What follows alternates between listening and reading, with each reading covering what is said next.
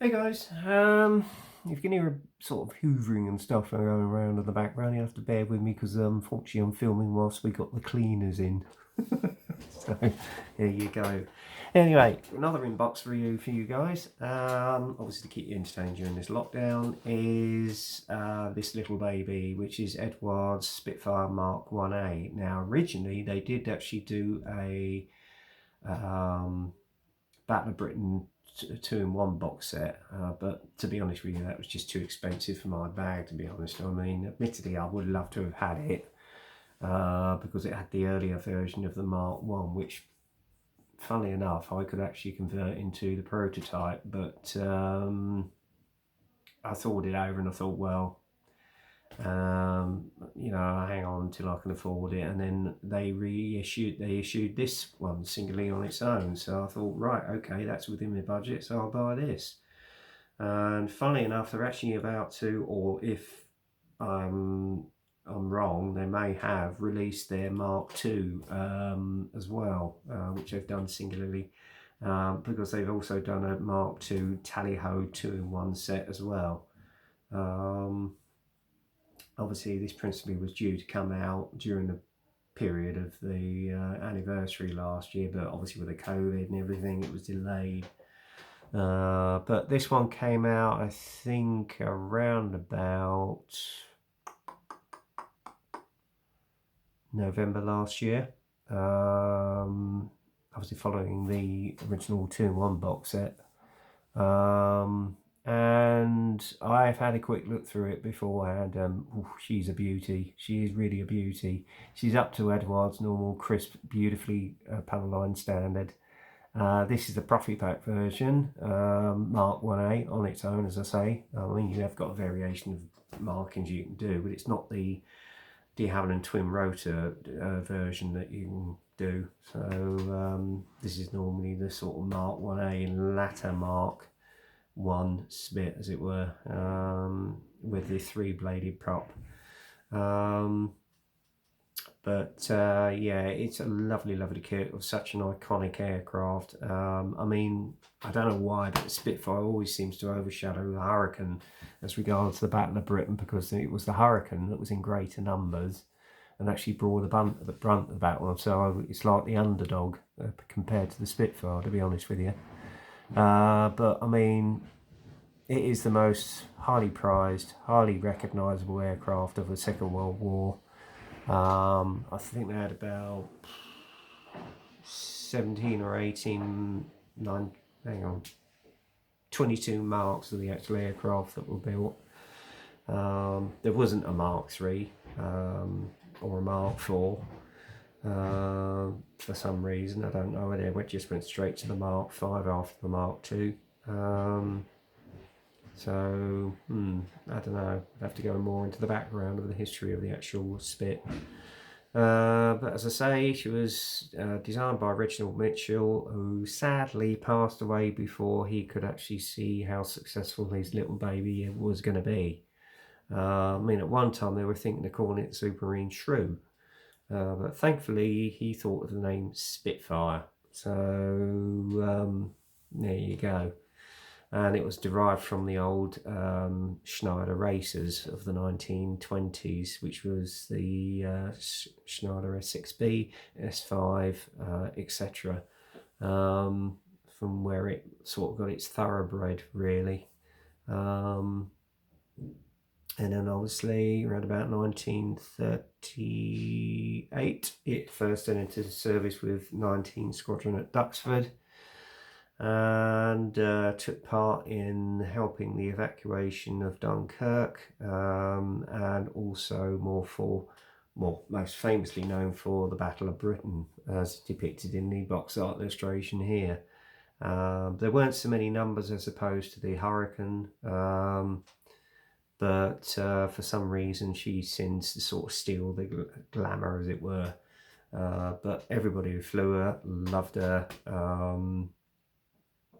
and say no more. The rest, as we know, is history. But anyway, we'll get on with the in-box review rather than me blabbering on.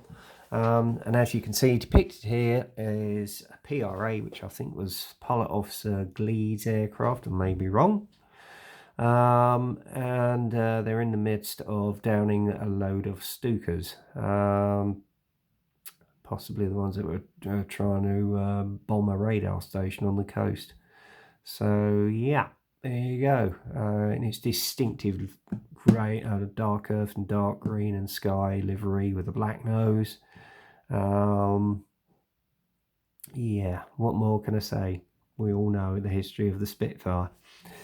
Anyway, if you want to get hold of this kit, the kit number, if I can find it on the side of the box here, is 82151. Okay, that's 82151. And you've got about 1, 2, 3, 4, 5, 6, 7 colour options in this kit. And there's the 7 colour options on the side of the box, which you can see with all the distinctive markings. This is quite an unusual one. This one was one that was flown by Brian J. Lane of RAF Falmere, and it's got distinctive yellow nose, which is most unusual. But there you go. And then obviously you've got one at the end here, which is a different colour scheme from the usual. It's the old ocean grey and dark green, which is a 303 Squadron, RS Speak, September the 41, flown by Flight Lieutenant Wojciech Kodziałowski. So there you go. And 303, as we all know, was the well-known Hurricane Squadron during the Battle of Britain, which had the highest ever score throughout the battle. So there you go. And that is about it, really. So what we'll do, open the box, if it's going to open, because this one is being a little bit of a devil. So you'll have to excuse the hoovering in the background. And then you've got 1, 2, 3, 4, 5 sprues. And then obviously you've got your etch brass section, cockpit mask, and the decals are at the bottom there. But as I say, you've got your normal sort of Eduard plasticky sort of pamphlet. Basically we're running through the whole history of the Spitfire, as you can see here. The background to the development of it, including the Schneider Race trophy winners, RJ Mitchell, and then obviously the service history, as you can see there, and then the constant development of the Spit as well. And then the first thing you see is obviously all the sprue trees, which are all in there for you to see and check against what you've got. And as you can see, the ones that are actually marked in blue are not for this mark of Spitfire, so they could be a source of spares for you, which is very similar to what Dragon do. And then obviously down here is your colour call-outs, all in Gung Sanyo, Mr. Hobby Aqueous, and Mr. Colour Paints. So there you go. Again, you can cross-reference them on the Hobby Colour app to whichever brand of paint you're going to use. Okay. First section of the actual construction is obviously the panels on either side of the internal part of the cockpit. You've got the oxygen mask there, as you can see. I think it's your throttle levers, etc. Then you've got the back frame there for the seats. And then obviously you've got another throttle lever which goes in, and quadrants on the opposite side of the wall. Colour call-outs as per usual. And then construction of the back plate, as you can see there, or frame of the seat. And then you've got the construction of the control yoke, which you can see here, including the button for the firing button. And then obviously that goes into the cockpit floor, and then all the throttle levers, etc. And then obviously the assembly of the actual pilot seat, as you can see there. Let's go on to the next page. And then the assembly of the cockpit itself, as you can see, part 1. And then obviously you fit all your control column with the etch brass, etc., gun sight. And then obviously you got the seat belts which go in as well. I think they come as a decal. Oh no, they don't actually come as part of the etch brass, so you're going to have to paint that up. Then your foot pedals go in, and then you've got the assembly of the foot pedals there, because obviously part of it's etched brass. And then your cockpit wall goes together with your headrest and back plate and the assembly of the gun sight. And this is how it should all sort of sit in the cockpit, as it were. And then obviously you've got the option of having the side of the cockpit opening open, which I probably will do, because this will probably look as though it's just been come back from a flight and wait to be scrambled. So then you've got part of the back plate going in, the cockpit section goes into the fuselage, along with the bulkhead and the bulkhead for the propeller. Then the back tail wheel assembly goes in, and then you put the two fuselage halves together.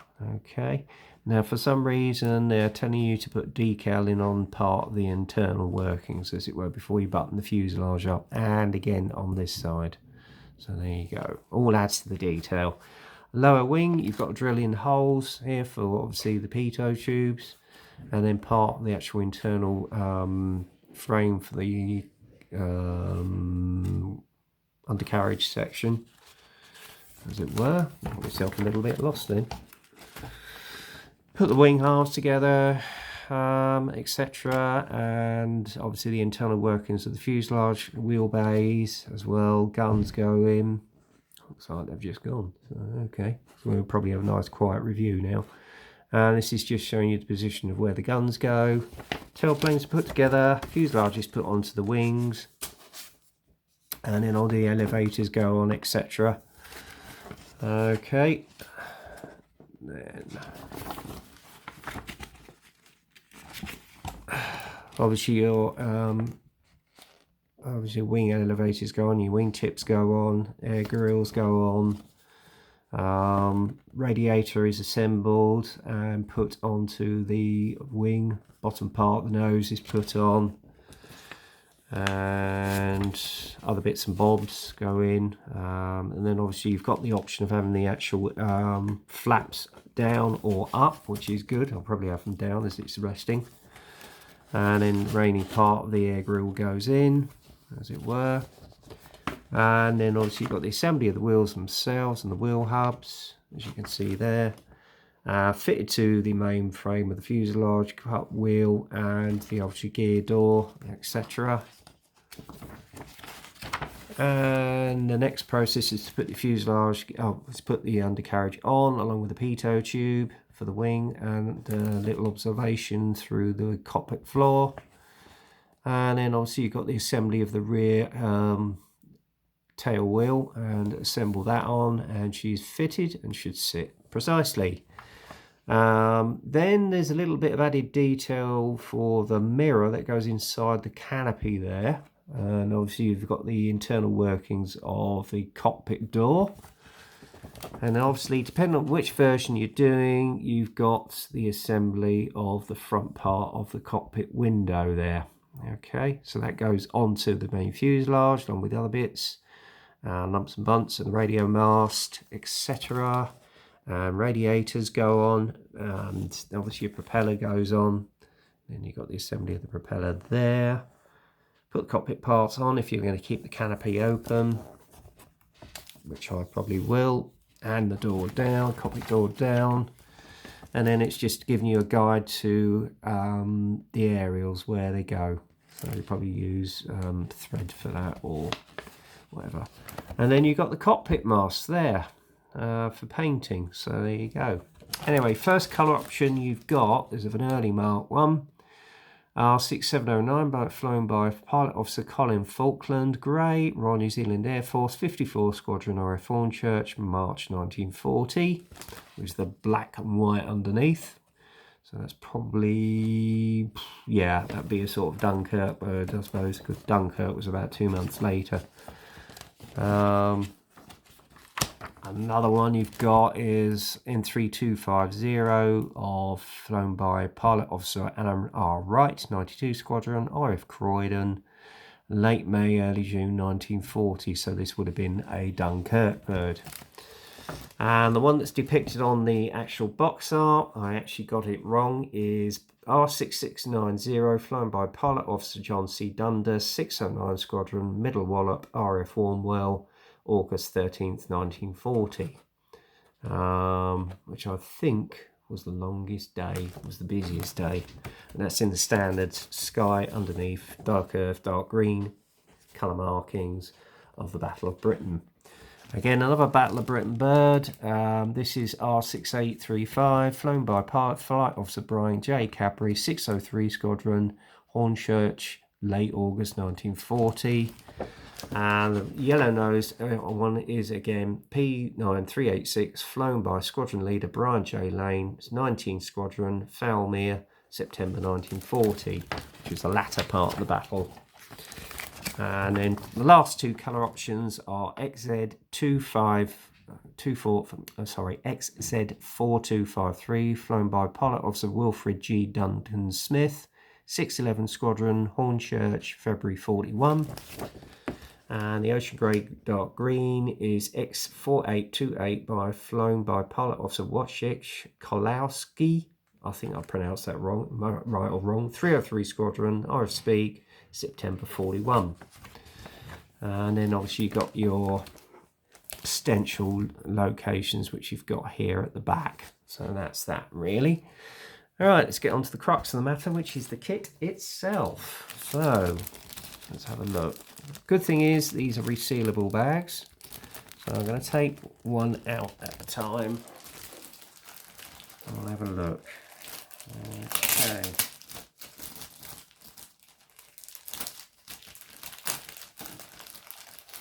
I've got to be careful because there's some very delicate parts on this.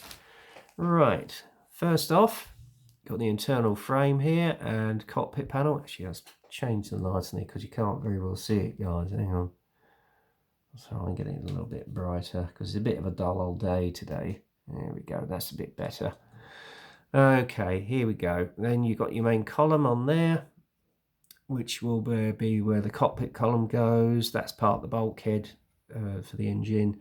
Rear panels, side panels, nice crisp clear detail again for the cockpit.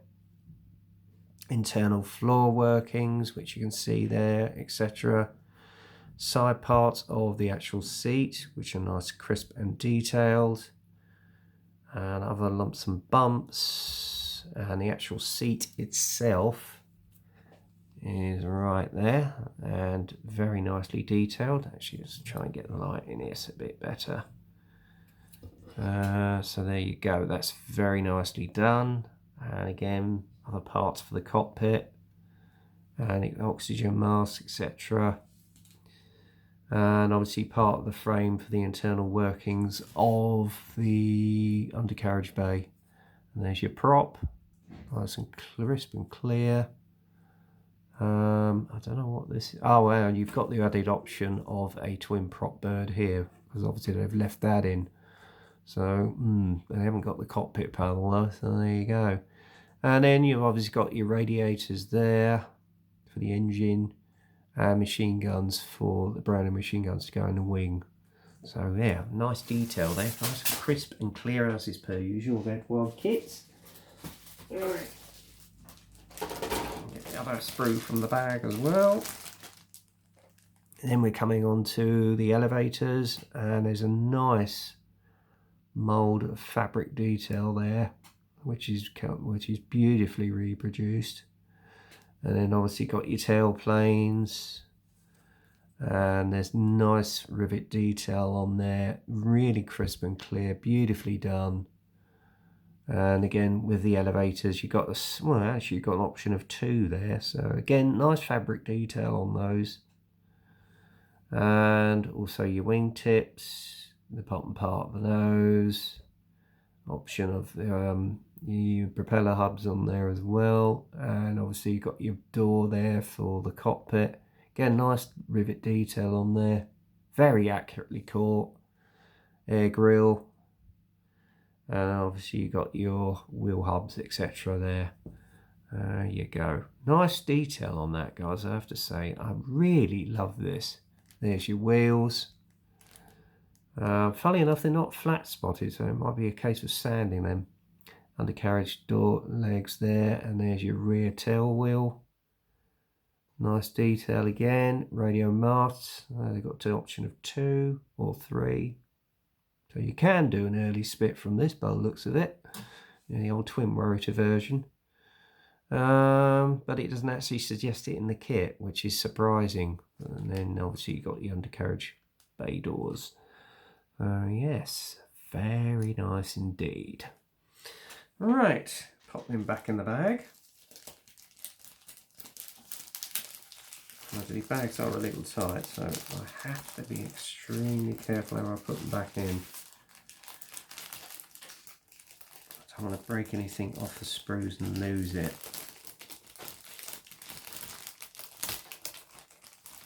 I don't know what this is in light comparison to the Tamiya Spit, because I haven't actually bought that yet, although I am aiming to get one.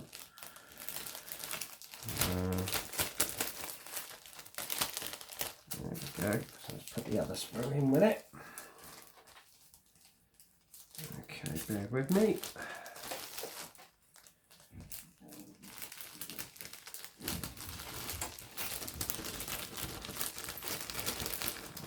Oh, 21 minutes in, I've got 30 minutes, still plenty of time. So that's that one. Right, second bag of sprues. He says. Right, again you got 2 other options of propellers on here, so I've given you plenty of options. That's one thing. I suppose if you lose one, at least you got spare. There is that. Right, let's take these out. Right. Again, selection of 2 more propeller blades. And more seat side consoles. Interesting. Another seat. There you go, there's your 2 options for your seat. A little bit more detailed. And obviously the hub for the propeller. Yeah, interesting. Right, okay. And then obviously you've got your fuselage halves.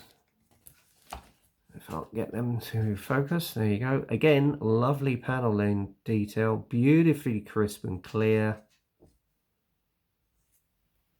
And it looks exquisite. Really lovely panel line detail on that, and the rivet detail is very well caught as well. And obviously on the inside, a little bit of cockpit detail, but you'll get the sidewalls in that as well. It really will add to the kit. So it's going to look a nice busy cockpit. So yes, very nice indeed. And then obviously you've got your wings. And there's nice detail in the undercarriage bays there. I'll come up well with the wash. And obviously again with the rivet, with the panel line details is absolutely exquisite. It really is, guys. That's one thing Eduard are well known for, is their exquisite, accurate detail on their kits. There you go. So that's the second sprue done. Well, second bag of sprues. I will get the clear ones out because we're going to have a look at them as well. Oh, hang on. Oh, found another nose hub for the prop. Oops. Again, nicely moulded. So, yes. Oh, I don't want to lose it. Let's try and get that back. Well, in fact, I'll put that back in the bag last of all. Easy to get these buggers out, but it's not so easy to get them back in. Hang on. I don't think it's sticking on itself. Right, hang on. There we go. Pop them back in. Come on, in you go.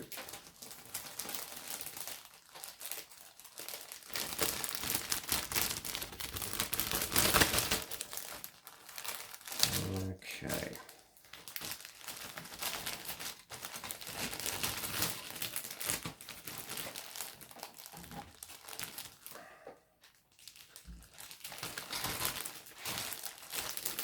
That's them 2, 3 back in. Cool. And then obviously you've got your clear parts, the cockpit canopies. Okay. Interestingly, I see they've actually got an early version of the cockpit as well. So, this might be an option for a prototype, possibly. So you've got plenty of options. So yes, there you go. And they all are perfectly clear, as you can see here. And again, obviously you've got the option of an early spit right here with the front part of the canopy, as well as the latter Mark 1. You've got the familiar bubble part. Again, this is if you want a cockpit closed. This is if you want it open. In fact, you've got 3 front windscreens, so that's interesting. And again, you've got the other parts here, and you've got the option, if you should so wish, to do a very early Spitfire as well, because that one was very flat. So yeah, that is interesting. As well as the closed version. So this is obviously inherited from the 2-in-1 kit. So yeah, could be a good source of spares as well, in case you want to get an Airfix one and do it as an early version. So you could possibly cross-kit these actually. So yeah, very interesting. And obviously right here you've got the gun sight, etc. as well. So that is beautifully crisp and clear, and you could, yeah, you'd see your own reflection in those. Beautiful. And the good thing is it's in a resealable bag as well. So yes. And then also, again in a resealable bag, is your cockpit mask for when you paint it. And right here is all your pre-painted cockpit panel and seat belts, and you've got your radiator grills, you've got your seat back plate for the protect the pilot, etc. So there's some lovely detail there that really will look impressive once that's all in the cockpit. And then I noticed they've actually got 2 control panels here. Interesting. And then finally, let's have a look at the decals. This again is in a resealable bag. I wish more kit manufacturers would do this, such as Tamiya. Hello. So I hope you guys in Tamiya are listening to this. And obviously you've got your stencils, which are right on a separate sheet, which is a good idea. Again, I should imagine they are made by Cartograph, so they'll probably bed down beautifully. These are all the ones that go inside the cockpit, etc. So that will probably keep you busy. Probably what I will do is put the stencils on first, actually, and then do the second one with the kit markings, or whichever version I choose to do. Funnily enough, as regards the prototype, I actually managed to get an aftermarket set with markings for K5054, the prototype. So yes, that might be an interesting project for the future. Right, this is your main markings, obviously with all the 7 options. Again, these look a little bit shinier. I've heard, yeah, they don't look all that brilliant, to be honest with you. Yeah, I think, to be honest with you, I might have to go the aftermarket route with these, because I know Phil Flory had a problem with his Hellcat, his decals on it. So yeah, I don't know what's going to happen with this. I'm not quite sure. I mean, I must admit the printing on them is not very good. It's not that brilliant, especially on these central roundels which go on the wing. They're, I don't know, they just don't look right. Yeah, I don't know. I think I might have to go the aftermarket route with this. And funnily enough, I've actually got markings for Mark 1s. So I'll probably use them. I don't think I'm going to be using that one. So that's a little bit of a disappointment, I have to say. Yeah, not very impressed with the quality of those, although they do look good. It's just all this, you know, it's not good. So I think you might have some problems with those. So yes, but other than that, it looks an excellent kit, I have to say. Up to Eduard's usual fantastic standards. I mean, they do quite a range of Spitfires anyway. The only thing I have noticed is that they haven't brought out any range of Seafires. Now that would be interesting, especially the earlier marks of Seafire, and obviously the ones that were used during the late 50s. Ostensibly, I think in Korea as well. So yeah, I mean, quite a compact kit. You've got a nice detail on it as regards the etched brass depth set, so that'll make the cockpit look absolutely fantastic. So hats off to them on that. I mean, the quality of the moulds is beautiful. I'm sure the fitment of them all is going to be excellent. So other than the decals, I would heartily recommend that you get this kit. If not, the 2-in-1 Battle of Britain set and the 2-in-1 Tally-Ho set.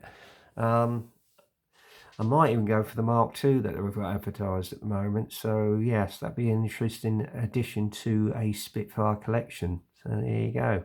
Anyway, I hope you enjoyed this inbox review.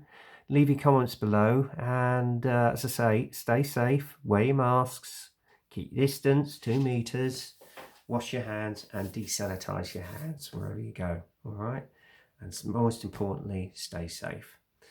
Until then, get kit crazy, happy modelling, and I will speak to you soon. Cheers.